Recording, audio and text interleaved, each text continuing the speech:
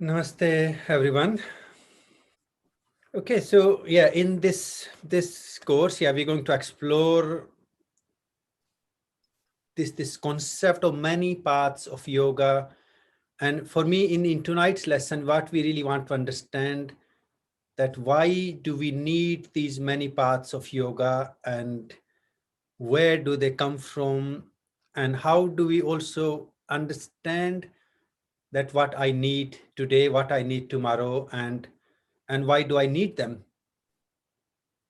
And why yoga have all these paths, why these gurus, these rishis did not just say there is a practice, there is a path, and follow it. Now I would begin with one of these beautiful quotation from the Vedic teachings, but before that, let's do our prayer. Om Asato Ma Sadgamaya Tamaso Ma Jyotirgamaya Mrityorma Amritam Gamaya Hari Om Tat Sat Om Asato Ma Sadgamaya Tamaso Ma Jyotirgamaya Mrityorma Amritam Gamaya Hari Om Tat Sat Om Asato Ma Sadgamaya Tamaso Ma Jyotirgamaya Mrityorma Amritam Gamaya Hari Om Tat Sat Om.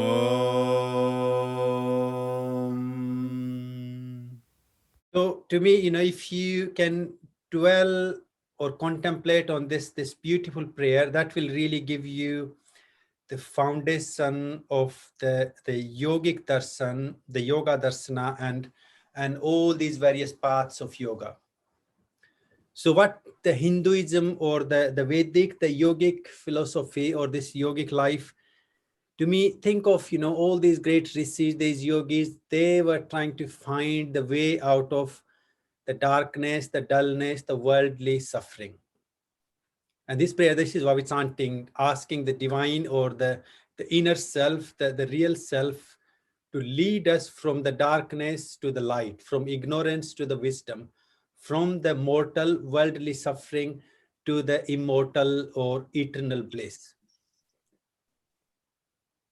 But that's where the issue begins, because that is what we all are seeking for. But as we all know, it's not really as simple as you or we all might be thinking. So what we really questioning here, to me, in our self-inquiry, or we trying to understand, explore these ideas, is why do we need many paths? Even though the key sort of concept in our yogic wisdom, to me, one of the most beautiful phrase or something that I love contemplating as and when I need to lift myself up. And this is actually, if you have looked at our logo, we use this in our logo too.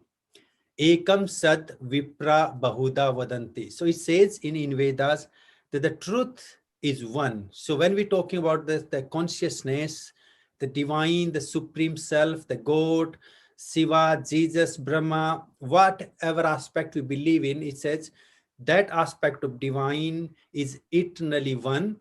But the people who experience it, so that's the wise we talking about, the jnani, the one who realizes it. So because there are many people experiencing it from their dimension, from their aspect, so they speak about it in many ways. So to me, that's itself giving us why do we need many paths, because each of the path, each of the practice is given to us by different rishis, different yogis, different masters, realized beings. from their perspective. But good thing here, ultimately, all these paths are going to lead us to one place. And, to me, my sort of way I always like to think about it, contemplate about different paths of yoga, think of the wheel in your bike. So in the bike, you have the two rings, the one in the middle, and then the one is the outer one. And the two rings are connected by all different spokes. Now, each of the spoke, if you think, it's actually supporting the spin, the cycle or the movement of your bike, the balance of your bike. And we can see the central wheel, the center of it as the individual self or the Purusha, the individual being like you and me, and then the external, the bigger one as the supreme or the divine self. Now, any of the spoke you take will gradually going to lead you from the individual self to the divine self.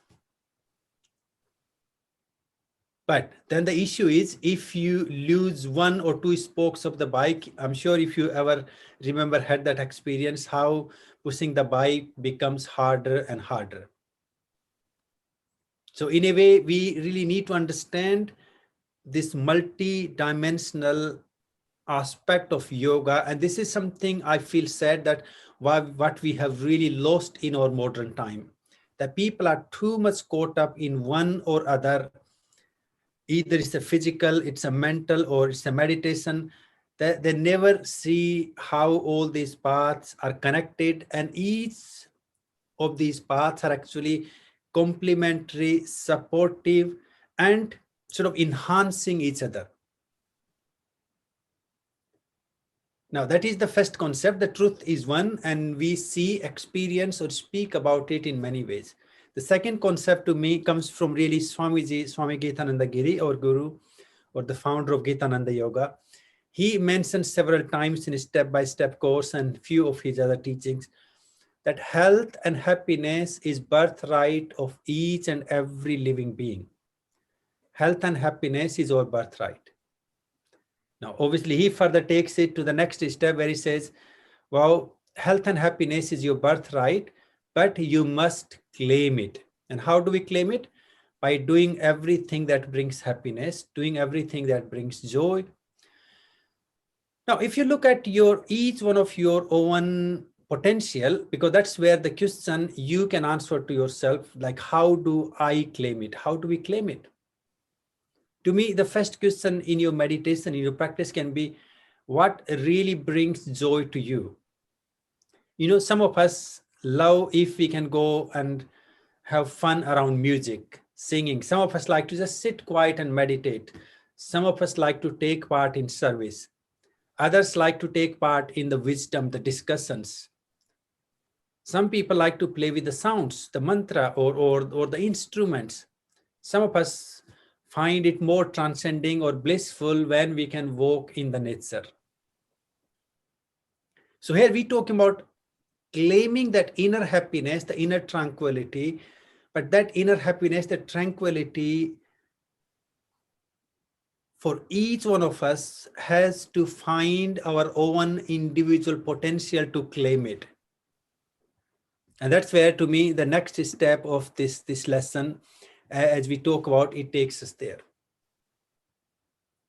So in a yogic, in a Vedic and the Hindu concept, it says that even though now, first I want to take it to the universal concept or the spiritual concept. In a spiritual dimension, when we talk about the spirit, the Atman or the Purusha, of that Atman, the Purusha is eternally individual.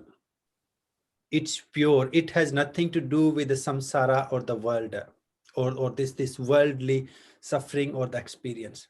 And at that level, that individual spirit, because it's eternal, it's also connected with all. It's all connected.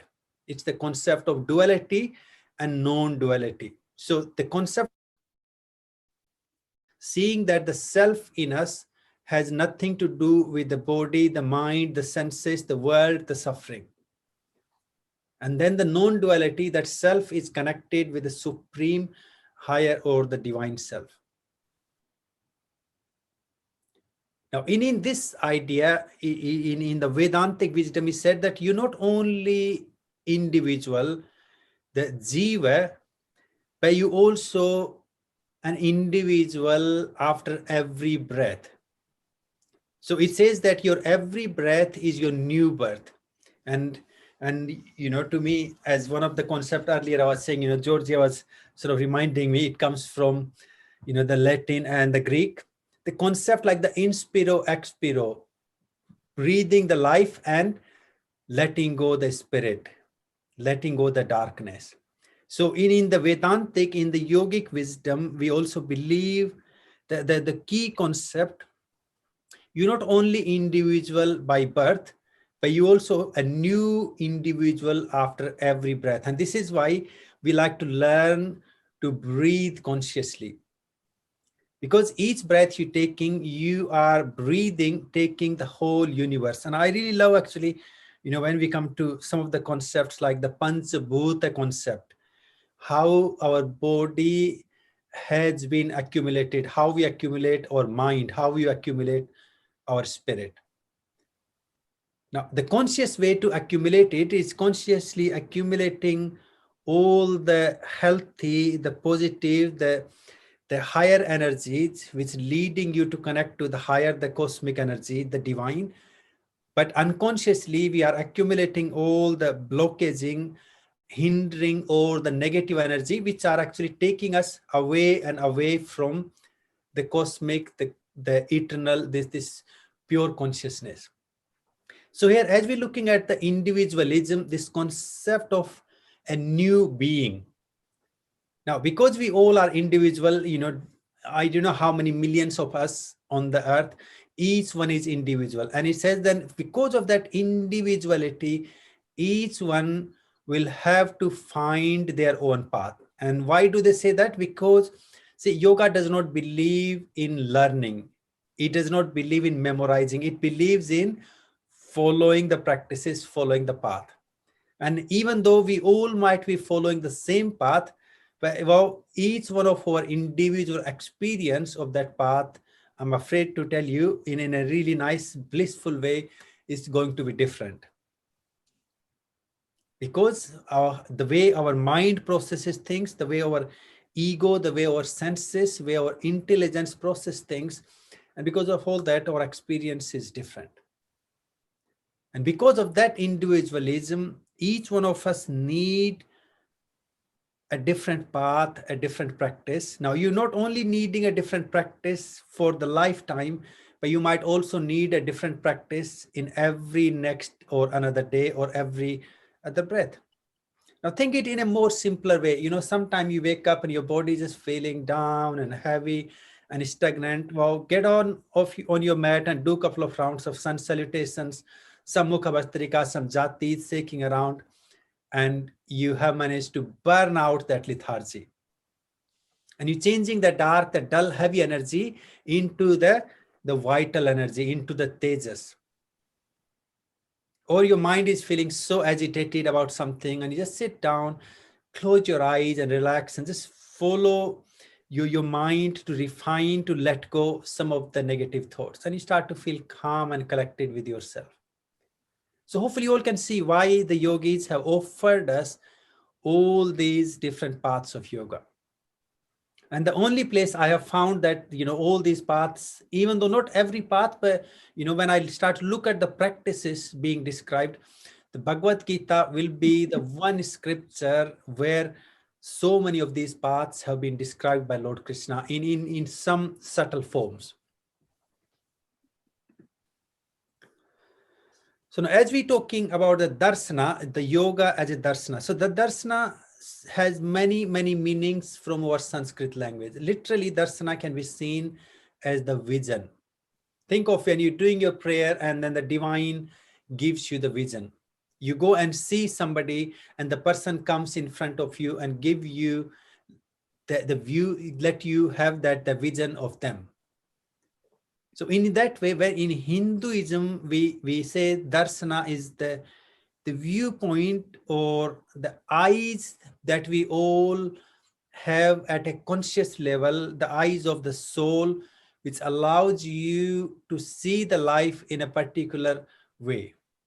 Now, the Hinduism actually have the 6 major life philosophies or these life concepts, the viewpoints, and each one of them, as to me, when I study them, now we're not going to go into them much, but each one of them itself is a complete path, but they also say that they all support each other.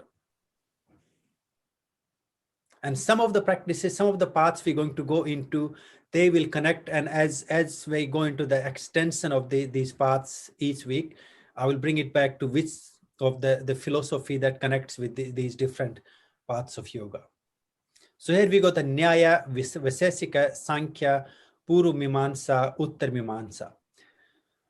So the Nyaya will be the first one to begin with, which is really have a very well organized system of living. It's sort of almost think of like the code of conduct and the virtues and a very step-by-step sort of way to understand life and its evolution and how we can perform or live our optimum. And then the Visesika, it sort of goes a little bit more extended in more of the practices towards the evolution and the bliss. And then we have the Sankhya and Yoga philosophy. To me, when I look at the Sat Darsanas of the Hinduism or the whole Hindu lifestyle itself, think of the Yoga and Sankhya as the science of a Hindu way of living. It is more really sort of like think of this more scientific people who try to understand life, the mind, the science of spirit, and its evolution. And to me, definitely if you want to understand Sankhya concept of creation and evolution, then it does go really well with the quantum physics and our modern neuroscience, which when we come to the yoga darshan itself, we will go a little bit more to really explore some of the ideas in context with our modern science too. Then we have the Puru Mimamsa and the Uttar Mimamsa. These are sort of based, these teachings are based in Upanishads and more of the sort of the later on.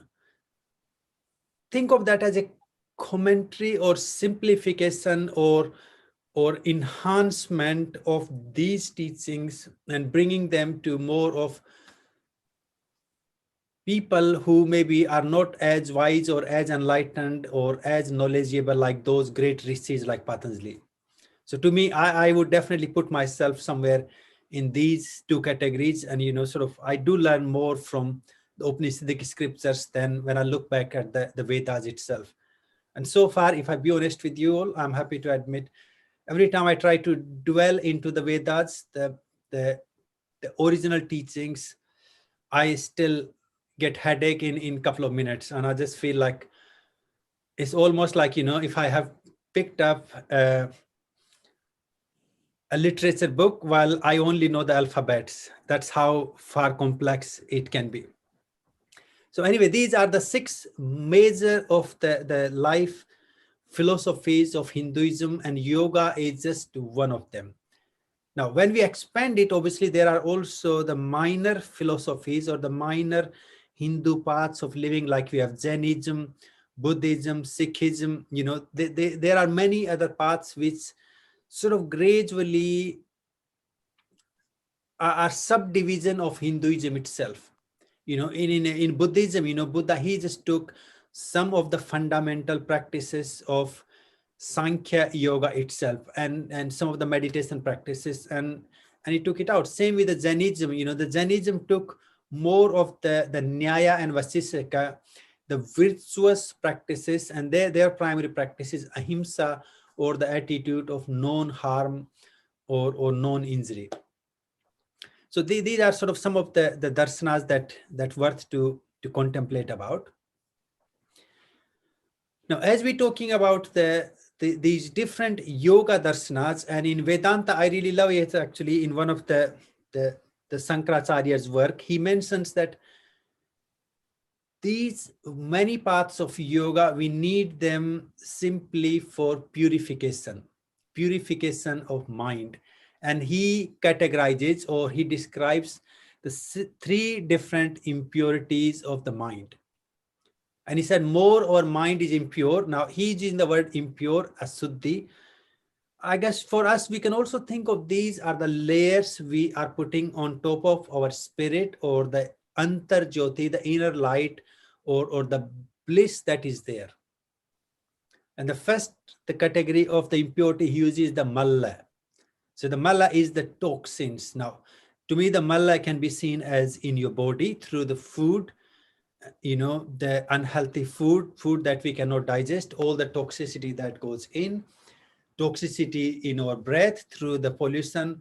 Then he really talks here, as we talk about the yoga darshan itself, various yoga paths, the purity of our mind, all the negative, the selfish thoughts, the desires, ahankara, asmita, aism. And to me, he uses a very little word, but when we talk about the impurity of our mind and life, that I'm sure we can go on and on and on, and we're not going to go into that too much in detail for now. The second impurity he categorizes the viksepa. To me, viksepa is distraction. And where did the distraction comes from? He said all that is the distraction that is caused because of the inert or the inherited nature of our mind, because our mind is constantly going outward with the senses, what we see, what we hear, what we smell, what we feel, and also what comes from within, the desires, all these subtle thoughts and stuff that is coming from the vasanas and the chitvrittis, the whirlpools. And then the third one we have avyana. So he calls avyana as the avidya, or forgetfulness, that we forget that we are divine, we are eternal. So you can almost see, to me, the avyana is the concept of impurities, which will include our samskaras, our karma, our life experiences, and everything that is taking us away and away from the self, from the purusha, or experiencing this inner light, which is sort of in a yogic way. Whenever we talk about ajnana or the avidya, ignorance is basically not knowing the true nature of our real self, our conscious self, or identifying the real self with the body, with the worldly experience and the worldly suffering or the worldly joy. And he says that all these different paths of yoga, each individual need, depending on their body, their mind, their energy, their intelligence, abilities to learn, abilities to practice. Then we need different paths, different approaches or practices that is suitable for each and every individual.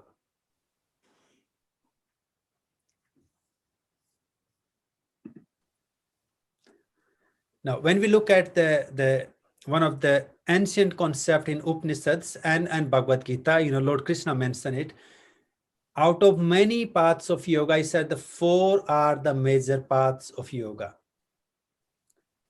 And you see, I see why Upanishads put the four paths as the major paths, because everything else can be subdivision of these paths.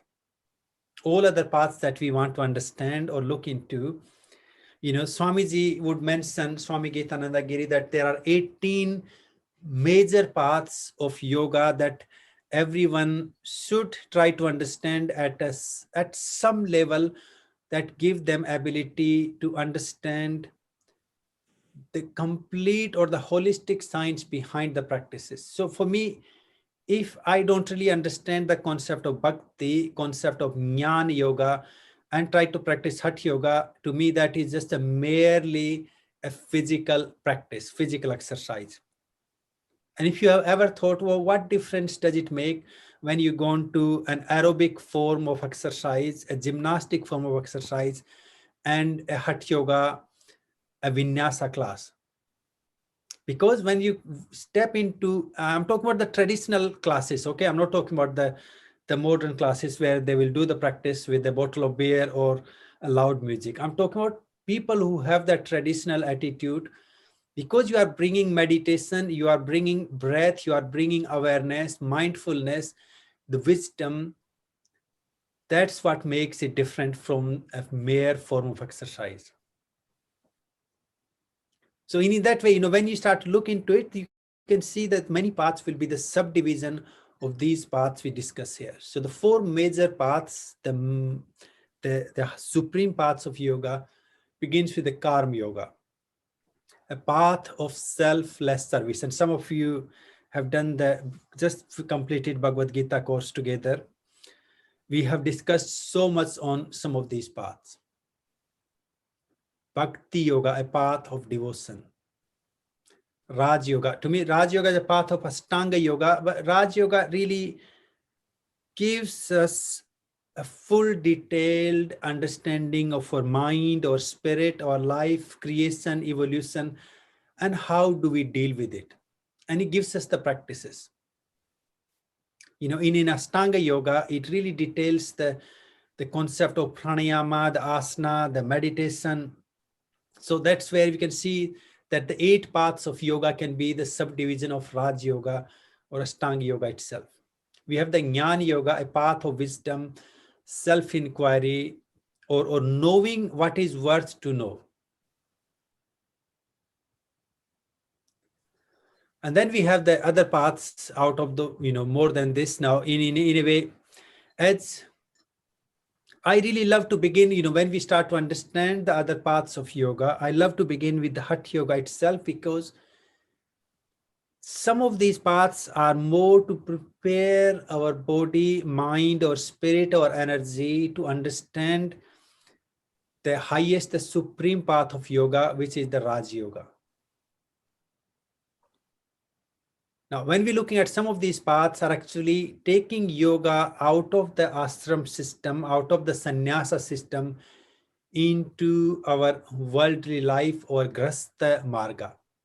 So some of these paths we talk about: Hatha Yoga path, Pranayama path, Tantra Yoga, the Mantra Yoga, Dhyana Yoga, Kundalini Yoga.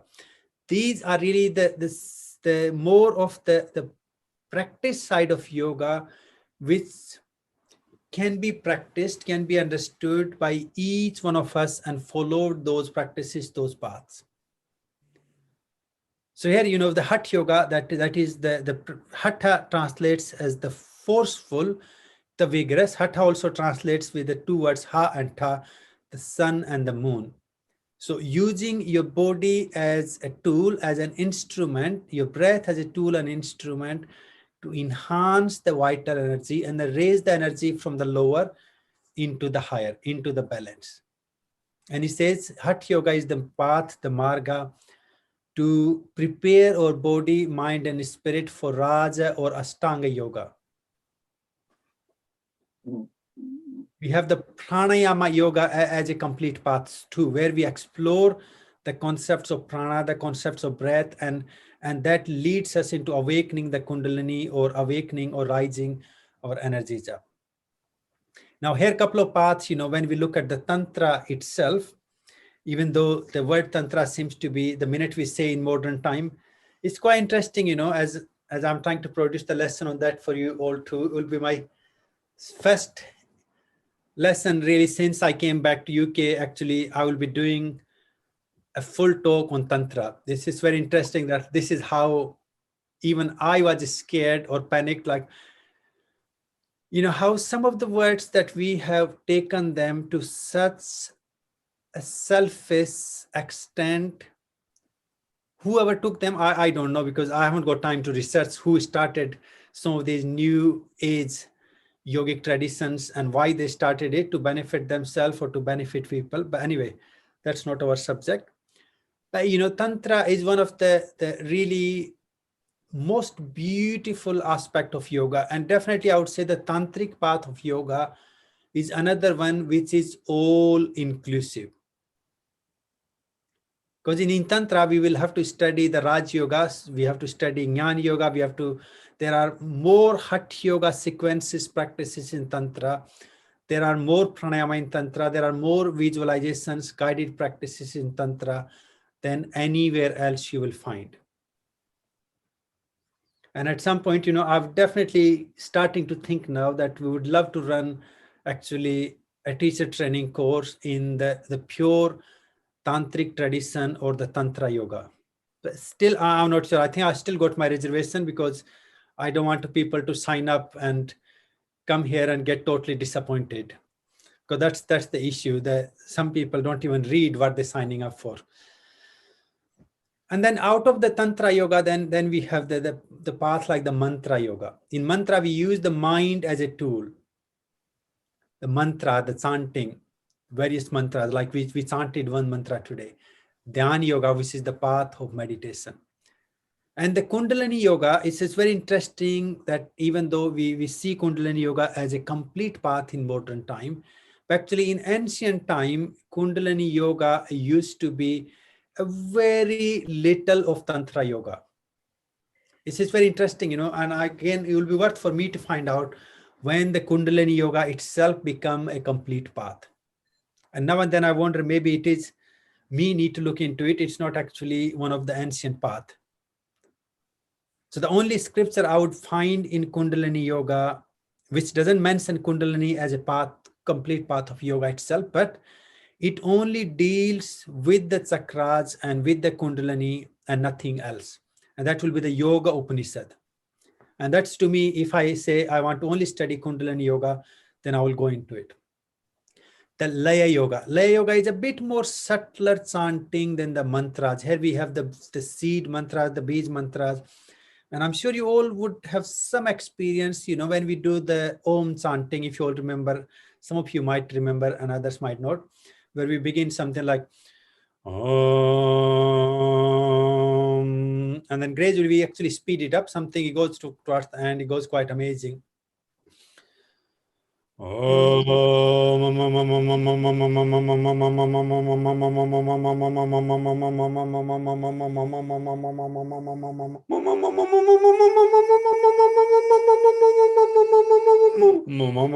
So it goes quite amazing. And if we do get to that, then I will give you some experiences to really go into it. It's amazing.